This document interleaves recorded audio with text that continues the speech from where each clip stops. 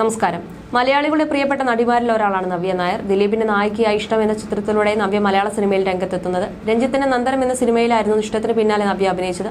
ഇതിലൂടെ മികച്ച നടിയായി മാറാനും നന്ദനത്തിലൂടെ നവ്യയ്ക്ക് സാധിച്ചു. 2010 വിവാഹിതയായ ശേഷം മുംബൈയിലായിരുന്നു നവ്യ. ശേഷം സിനിമയിൽ നിന്നെല്ലാം ഇടവേള എടുത്തുവെങ്കിലും ഇപ്പോൾ തിരിച്ചുവരവ് നടത്തിയിട്ടുണ്ട് താരം.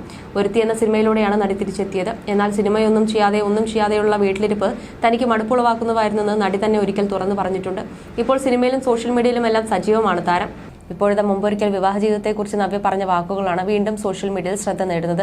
സൗഹൃദത്തിന്റെ കാര്യത്തിൽ ഞാൻ അത്ര കേമിയൊന്നുമല്ല. വളരെ അടുത്ത സുഹൃത്തുക്കൾ എന്ന് പറയാൻ തന്നെ എനിക്ക് അങ്ങനെ ആരുമില്ല. ഫ്രണ്ട്ഷിപ്പ് ഉണ്ടാവുമ്പോൾ ചില തിരിച്ചടികളും നിരാശയും എനിക്ക് അഭിമുഖീകരിക്കേണ്ടി വന്നിട്ടുണ്ട്. അതുകൊണ്ട് തന്നെ ഞാൻ അങ്ങനെ ആരുമായും ഓവർ അറ്റാച്ച്ഡ് അല്ല. കാരണം എനിക്ക് ചെറുതായി എന്തെങ്കിലും തിരിച്ചടി വരുമ്പോൾ എന്നെ വളരെയധികം ബാധിക്കും. അതെന്റെ ജോലിയെയും എന്റെ ക്രിയേറ്റിവിറ്റിയെയും ഒക്കെ ബാധിക്കും. ഞാനിപ്പോൾ ഏറ്റവും കൂടുതൽ വിശ്വാസം അർപ്പിക്കുന്നത് എന്റെ ക്രിയേറ്റിവിറ്റിക്ക് വേണ്ടിയാണ്. ഞാൻ ഡിവോഴ്സ്ഡ് ആയി എന്ന വാർത്തയൊക്കെ ഏറ്റവും അവസാനം അറിഞ്ഞ ആളാണ് ഞാൻ. സമൂഹ മാധ്യമങ്ങളിൽ ഒന്നും അത്ര സജീവമല്ല ഞാൻ. ചിലർ അതെനിക്ക് വാട്സപ്പിൽ അയച്ചു തന്നപ്പോഴാണ് ഞാൻ കാണുന്നത്. വെൽഡൺ എന്ന് ഞാൻ മറുപടിയും കൊടുത്തു. എന്റെ അഭിമുഖങ്ങളൊക്കെ സന്തോഷേട്ടൻ കാണാറുണ്ട്. അതിൽ നേരെ ചൊവ്വ എന്ന അഭിമുഖത്തിൽ എന്തൊക്കെ മണ്ടത്തരങ്ങളാണ് ഞാൻ വിളിച്ചു പറഞ്ഞത്. നീ എന്ത് വർത്തമാനമാണ് ഈ പറയുന്നതെന്ന് ചോദിക്കും.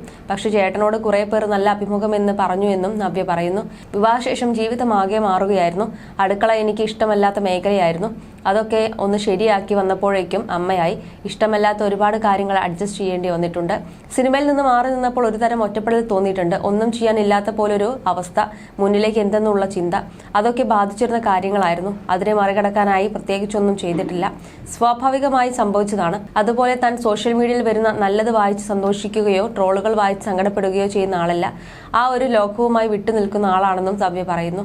പഠനവും നൃത്തവും തുടരാൻ തീരുമാനിച്ചു. എന്നാൽ പല കാരണങ്ങളാൽ അത് നടന്നില്ല. വിവാഹിതയായ കാലത്ത് തന്റെ അവകാശങ്ങളെക്കുറിച്ചൊന്നും അറിയില്ലായിരുന്നു. അക്കാലത്തെ യാഥാസ്ഥിതിക ചിന്താഗതിയായിരുന്നു തനിക്കും. വിവാഹ ജീവിതം തന്റെ സ്വപ്നങ്ങളെ ഒരു പരിധിവരെ ബാധിച്ചിട്ടുണ്ടെന്നും നവ്യ തുറന്നു പറഞ്ഞിട്ടുണ്ട്. UPSC നേടണമെന്ന് ആഗ്രഹമുണ്ടായിരുന്നു, പക്ഷെ നടന്നില്ല.